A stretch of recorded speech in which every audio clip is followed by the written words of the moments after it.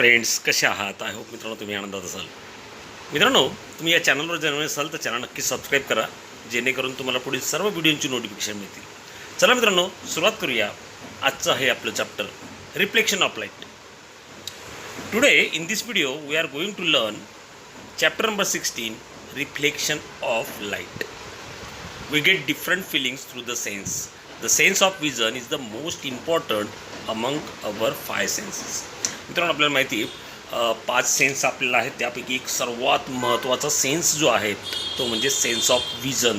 ज्यामुळेच मित्रांनो आपल्याला आपल्या सभोवतालचं जे आहे ते आपण बघू शकतो. Because of this we can see the hills, rivers, tree, people and object around us. आपल्या आजूबाजूला असणारं सर्व काही आपण पाहू शकतो या सेन्स ऑफ विजनने. आता मित्रांनो, आपल्याला समोरची वस्तू दिसते, एखादा ऑब्जेक्ट दिसतोय, म्हणजेच काय ते आपण कशाने पाहतो, नाही का? We see because of our eyes, but how? परंतु मित्रांनो, हे नेमकं कसं होतं? When light falls of an object, it is reflected from the surface of the object and the reflected light enters to our eyes and we could see. म्हणजेच मित्रांनो, एखादी वस्तूवर जर लाईट पडला तर तो काय होतो, रिफ्लेक्ट होतो. मराठीत त्याला आपण परावर्तन असे म्हणतो, नाही का? तो परावर्तित होतो आणि आपल्या डोळ्यात जातो आणि मग आपल्या डोळ्यामध्ये त्याची प्रतिमा तयार होती. मग मित्रांनो, यावरून आपल्याला काय कळतं आहे बघा, ज्याप्रमाणे आपला सेन्स, आपले डोळे जे आहेत ते इम्पॉर्टंट आहेच, परंतु त्यापेक्षाही महत्त्वाचं आपल्याला म्हणता येईल की लाईटसुद्धा अतिशय महत्त्वाचं आहे. लाईट असेल तरच मग आपल्याला वेगवेगळे इमेजेस किंवा आपल्या सराउंडिंगमध्ये जे आहे ते आपल्याला दिसू शकेल, नाही का? Switch off the light in your room at night for some time and then turn it on again. समजा एक ट्राय दिस, हे आपण तुम्ही करून बघा रात्री. तर ज्यावेळेस तुम्ही लाईट बंद कराल, लाईट ऑफ कराल, त्यावेळेस तुम्हाला कोणतीही वस्तू दिसणार नाही. अर्थात तुमच्याकडे डोळे आहेत, परंतु तरी त्या वस्तू तुम्हाला दिसत नाही. ज्या डोळ्याने आपण त्या वस्तू पाहतो, डोळे गरजेचे आहेतच, परंतु लाईट बंद केल्यामुळे, पूर्ण अंधार झाल्यामुळे तुम्हाला समोरच्या वस्तू दिसत नाही. म्हणजेच काय, तर light is a very important from vision. So friends, यावरून आपल्याला हे कळतं आहे की जो सेन्स ऑफ विजन आहे, नाही का, त्याचप्रमाणे लाईट आहे, यामध्ये काहीतरी कनेक्शन आहे. From the above activity, you can notice in some connection between the sense of vision and light. कारण मित्रांनो, आपण लाईट चालू केल्यानंतर पुन्हा त्या वस्तू आपल्याला दिसू लागतात. लाईट बंद केल्यानंतर त्या पुन्हा त्या आपल्याला दिसेनाशा होतात, नाही का? So we can see object when the light coming from these objects enters our eyes. मित्रांनो, आता या वस्तू नेमक्या दिसतात कशा? तर मित्रांनो, ज्यावेळेस प्रकाश जो आहे त्या वस्तूंवर पडतो, त्या वस्तूंवर पडल्यानंतर तो रिफ्लेक्ट होतो. ज्याप्रमाणे एखाद्या भिंतीवर तुम्ही बॉल टाकल्यानंतर तो जसा बाउन्स बॅक येतो, नाही का, परत येतो, त्याचप्रमाणे हे लाईटचे जे रे आहे ते त्या ऑब्जेक्टवर पडतात आणि तिथून बाउन्स होतात किंवा रिफ्लेक्ट होतात. त्याला आपण रिफ्लेक्शन असे म्हणतो. आणि ते आपल्या आईजमध्ये एंटर झाल्यानंतर ती प्रतिमा जी, ती इमेज जी आहे ती आपल्या मित्रांनो मेंदूमध्ये जी आहे किंवा ब्रेनमध्ये त्याची इमेज जी ती तयार होते. अशा पद्धतीने मित्रांनो आपल्याला त्या वस्तू ज्यावेळेस लाईट असेल त्यावेळेस दिसू लागतात. म्हणजे हे क्लिअर झालं, ज्याप्रमाणे आपले आईज आपल्याला इम्पॉर्टंट आहेत वस्तू पाहण्यासाठी, त्याचप्रमाणे लाईटसुद्धा तेवढाच इम्पॉर्टंट आहे, हे आपल्याला यावरनं कळतं. We can see object when the light coming from this object enters our eyes. ज्यावेळेस ते रेज आपल्या डोळ्यात येतील त्याच ती आपल्याला ती वस्तू दिसू शकेल. The light entering our eyes may be emitted by an object. आता मित्रांनो, त्या वस्तूतनं इमिटेडसुद्धा झालेली असेल, असं नाही की रिफ्लेक्शनच असेल, असं पण नाही आहे ना. आता फॉर एक्झाम्पल सूर्य घेऊया, सन आहे, नाही का? आता सनवरनं तर कोणते रेज रिफ्लेक्ट होणार नाही, तो स्वतः इमिटेड करतो आहे, नाही का? किंवा आता समजा तुम्ही रात्रीच्या वेळेस मोबाईलवरून अभ्यास करतायत, नाही का? आता लाईट बंद केला तुम्ही, फॉर एक्झाम्पल लाईट बंद केला, पूर्ण अंधार झाला, परंतु मोबाईल चालू केल्यानंतर, तो व्हिडिओ चालू केल्यानंतर ते व्हिडिओ तुम्हाला बघता येतो आहे. याचं कारण काय? आता तिथे तर रिफ्लेक्शन नाही आहे, परंतु तो मोबाईल स्वतः लाईट जो तो इमिट करतो आहे, नाही का? म्हणजे स्वतः लाईट इमिट करणं वेगळं आणि रिफ्लेक्शन हे सुद्धा वेगळं.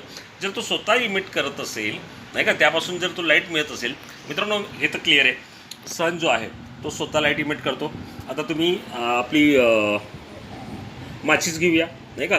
तुम्ही ज्यावेळेस अंधारामध्ये ती पेटवतात त्यावेळेस तिथं लाईट नसतो, परंतु उजेड होतो. कारण काय, ती जी तिल्ली आहे किंवा जी माचीस आहे किंवा जी काडी आहे ती स्वतः पेटलेली असते, त्यामुळे ती काय करते, लाईट इमिट करते किंवा इमिट करते, आपण असं म्हणूया, इमिटेड म्हणतो त्याला आपण, नाही का.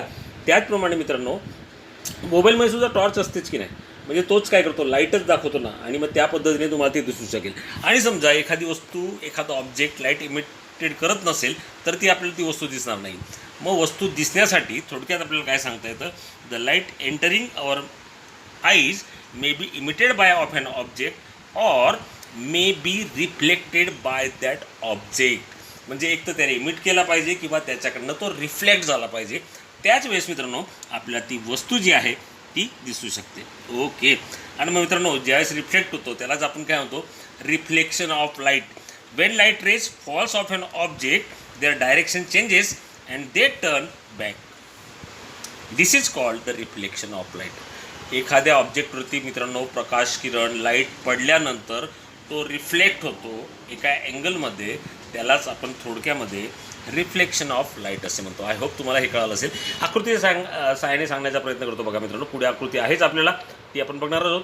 सपोज मित्रांनो हा अतिशय फ्लॅट सरफेस आहे, इकडनं वन रे, एक सिंगल रे समजा प्रकाशाचा येतोय. ओके. हा आल्यानंतर मित्रांनो समजा हा भिंत आहे, समजा ओके, ही भिंत आहे, तर हा जो लाईट आहे मित्रांनो या पद्धतीने परत जाणार आहे, रिफ्लेक्ट होणार आहे, आणि या रिफ्लेक्शनमुळेच आपल्याला ती वस्तू जी ती दिसते.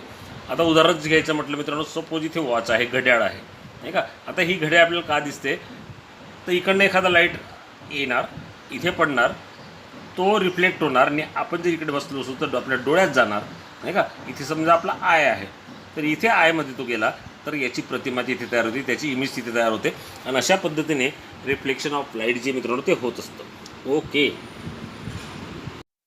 मित्रांनो, इथे एक एक्सपेरिमेंट दिला आहे, त्याच्यावरच आधारित आहे. त्यासाठी नेमकं आपल्याला काय लागणार आहे, torch light, mirror, stand of hanging the mirror, black paper, com, white paper आणि ड्रॉइंग बोर्ड. मित्रांनो हे तुम्ही सहज वाचून अतिशय सोपा प्रयोग आहे, तो तुम्ही घरीही करू शकणार आहात. या पद्धतीने तुम्हाला इथे थोडक्यात आपल्याला काय रिफ्लेक्शन ऑफ लाईट दाखवली, तिथे तो प्रयोग आहे. समजा इकडनं मित्रांनो या पद्धतीने या टॉर्चमधून एक लाईट गेला आहे हा, आणि तो या सरफेसवर पडून तो पुन्हा रिफ्लेक्ट झालेला आहे, नाही का. म्हणजे हा जो आहे हा आलेला सुरुवातीला पडलेला इन्सिडेंट रे, आणि हा नंतर झाला रिफ्लेक्टेड रे. आता मित्रांनो हा जो एक्सपेरिमेंट आहे तो सहज तुम्ही घरी अभ्यासू शकतात. आय होप तो तुम्हाला सहजपणे समजेल. ओके. पुढे आता मित्रांनो आपण बघूया नेमकं काय आहे. आता हे इन्सिडेंट रे, रिफ्लेक्टेड रे ते नेमके काय आहेत ते आपण बघूया. मित्रांनो the ray falling on surface, मी तुम्हाला आत्ता सांगितलं ज्याप्रमाणे चेंडू जो बाउन्स होतो, बॉल बाउन्स होतो, तसाच हा जो रे आहे तो सुद्धा काय होतो मित्रांनो, रिटर्न येतो. आता त्याबद्दल ज्या संज्ञा आहेत त्या आपण बघूया. The rays falling on any surface are called incident ray. Suppose मित्रांनो हा एखादा पृष्ठभाग आहे, ओके, आणि यावर मित्रांनो या पद्धतीने हा एक रे आला, so it is called incident ray. The ray falling on any surface, हा सरफेस आहे, याच्यावरती हा रे फॉल झाला आहे, नाही का. So this ray is called incident ray. The point at which an incident ray falls is called the point of incidence. आता मित्रांनो हा रे या सरफेसवर ज्या पॉईंटला पडला आहे, म्हणजे हा पॉईंट जो आहे, so this point is called point of incidence. The rays going away from the surface after reflections are called reflected ray. हा रे इन्सिडेंट रे होता, तो इथे फॉल झाला, आणि यानंतर तो रिफ्लेक्ट होणार आहे, तो रिफ्लेक्ट होऊन या पद्धतीने जाईल, नाही का. So this is called reflected रे. याला आपण म्हणणार मित्रांनो रिफ्लेक्टेड रे असं म्हणणार. बघा लक्षात घ्या, हा आहे इन्सिडेंट रे आणि हा आहे रिफ्लेक्टेड रे. हा जो मित्रांनो पॉईंट ऑफ इन्सिडन्स जो होता, इथून जर आपण परपेंडिक्युलर ड्रॉ केला, या पद्धतीने परपेंडिक्युलर ड्रॉ केला, so this is called the normal. याला आपण नॉर्मल असे म्हणणार. ओके.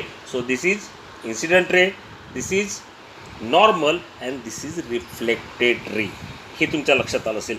आपल्याला पुढे सुद्धा आकृतीमध्ये त्याच पद्धतीने दिले, आपण ते बघूया. ओके. आता इथे मित्रांनो आकृती दिली आपल्याला, बघा. आता इथे नेमकं काय, रिफ्लेक्शन ऑफ लाईट नेमकं कसं आहे बघा. सुरुवातीला आपल्याला दिलं आहे draw a line P Q. समजा ही लाईन पी क्यू आहे. Okay, showing the position of the mirror आहे सपोज तो. Draw the incident ray A ओ. आता इन्सिडेंट रे जो रेड दाखवला आहे हा इन्सिडेंट रे आहे ए ओ. लक्षात घ्या याची डायरेक्शन या पद्धतीने, कारण की हा येतो आहे. So it is called incident ray A O. O is the आताच आपण शिकलो O is point of incidence, कारण की इन्सिडेंट रे या सरफेसवर जिथे पडतो ना तो पॉईंट म्हणजे काय असतो, incident point of incidents. Okay, आता मित्रांनो या पॉईंट ऑफ इन्सिडेंट्सवरनं नॉर्मल काढावी लागते. ती परपेंडिक्युलर असते. सो या ब्ल्यू रंगांची दाखवली आहे ती आहे नॉर्मल, हे लक्षात घ्या. So A O is incident ray and O N is a normal, हे तुमच्या लक्षात आलं असेल. आता मित्रांनो आफ्टर दॅट जो रे रिफ्लेक्ट झालेला आहे हा इकडनं इन्सिडेंट रे आला, इथून तो रिफ्लेक्ट झाला जो ग्रीन कलरमध्ये दाखवला आहे. सो जो ग्रीन कलरमध्ये की नाही त्याला आपण म्हणणार रिफ्लेक्टेड रे. त्याला आपण म्हणणार reflected ray. Point of incident पुन्हा एकदा मित्रांनो मी सांगतोय बघा. सम टर्म्स ज्या आहेत त्या अतिशय महत्त्वाच्या आहेत.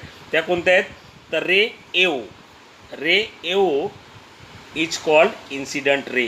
हा असणार आहे इन्सिडेंट रे. पुन्हा दाखवतोय हा ए ओ इन्सिडेंट रे असणार आहे. Point O is the point of incidence. Okay, and ray O B याची डायरेक्शन मात्र मित्रांनो या बाजूला आहे. याची डायरेक्शन या बाजूला होती, याची डायरेक्शन या बाजूला आहे. So this is called reflected ray. And line O N जी सरफेसला परपेंडिक्युलर असणार आहे ती असणार आहे नॉर्मल. ओके, आता मित्रांनो यामध्ये हा जो इन्सिडेंट रे आहे आणि हा रिफ्लेक्टेड रे आहे यामध्ये काहीतरी रिलेशन आहे मित्रांनो. ते रिलेशन नेमकं काय आणि त्यावरूनच मग लॉज ऑफ रिफ्लेक्शन जे आहेत ते तयार झालेत असं आपण म्हणूया, नाही का. The direction of reflected rays is decided by some rules which are called laws of reflection. ते आपण बघूया लॉज ऑफ रिफ्लेक्शन्स काय आहेत ते आपल्याला इथे दिलेत बघा. There are 3 laws of reflections.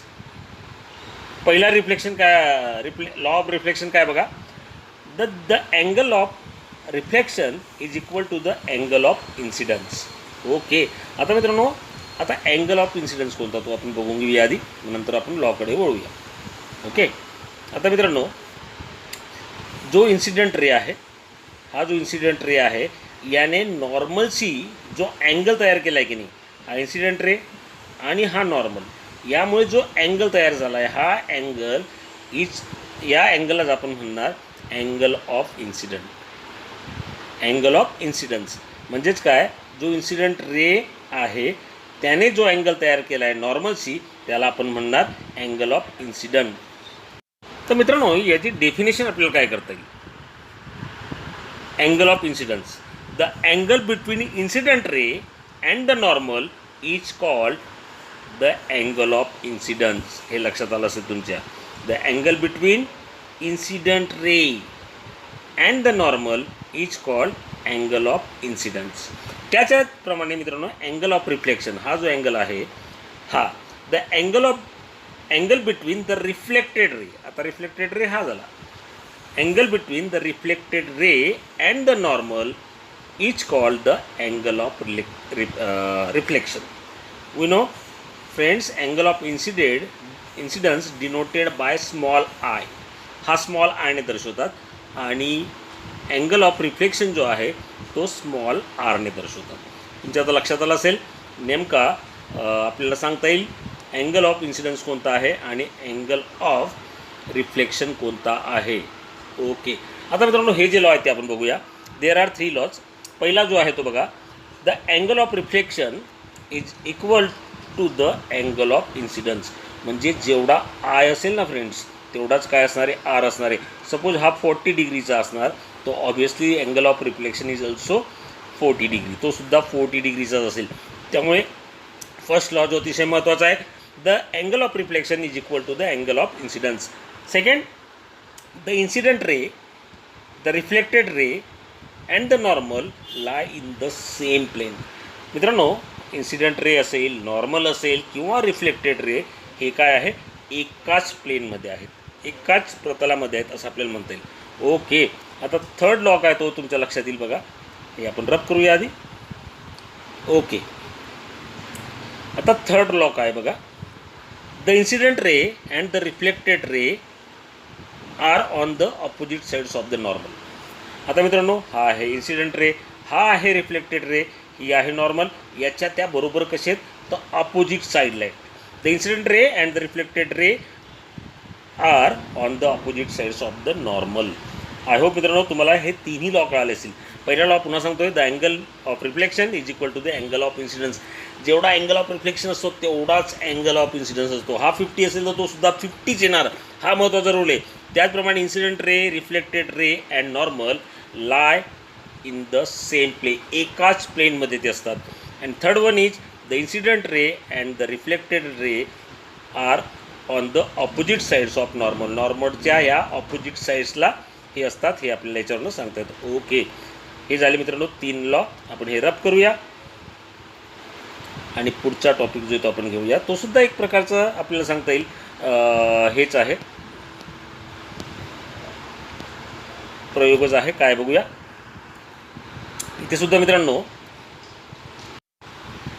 एका प्रकारे ॲक्टिव्हिटी मित्रांनो ही सुद्धा. इथे जर शॉर्टमध्ये सांगितलं तर आपल्या इथे सांगता येईल, हा जो आहे PQ जो इथे बघूया आपण. Fit a white paper on the drawing board tightly as possible.